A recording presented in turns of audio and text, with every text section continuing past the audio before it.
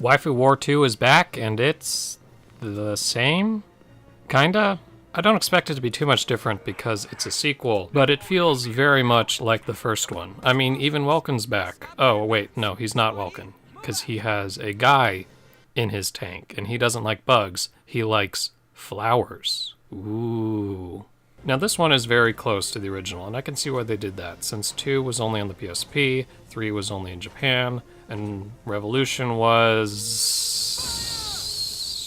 shit. So I can get why they would retreat back to a more familiar style of game, which on one hand I can understand why they do it, but on the other I do wish that they maybe did a little bit more.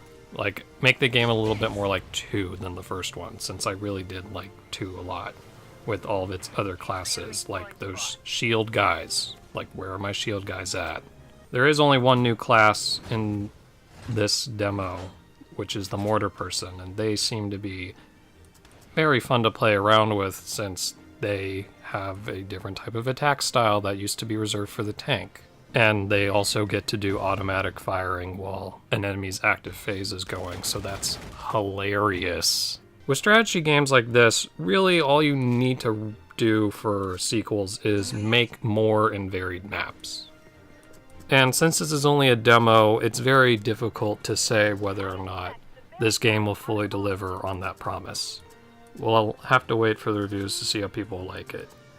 I was a big fan of 2's maps because since it was a small handheld, they had to force them to be smaller, which led to faster missions.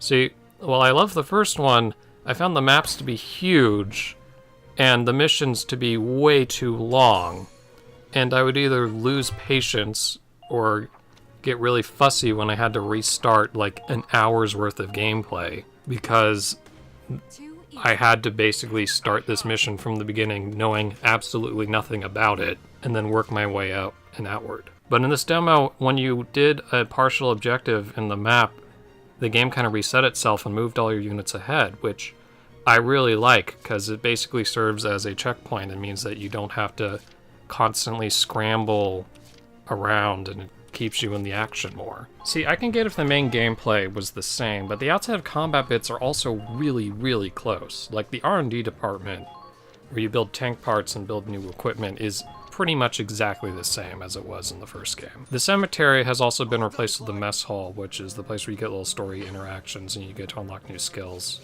with the experience currency that you earn. Since essentially anytime you finish a mission, you get money and experience. Money goes into your equipment, and experience goes into either training your soldiers or learning new skills. You level up all your soldiers by class unit, so you don't have to constantly grind one type of character like in Fire Emblem.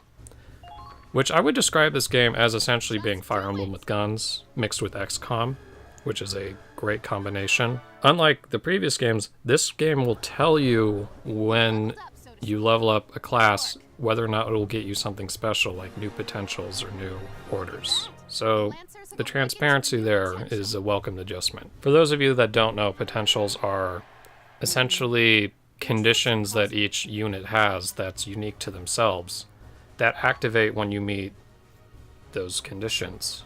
And they can really pull off some interesting combat feats, or they might end up becoming worse at combat, depending on what potential gets triggered. And so the real game is, since you only have so many units, picking which units you think will have the best potentials to activate on that current map, and figuring out which units have crushes on other units so that they would, be good in fights and actually want to protect each other, because we all must protect Kai's booty.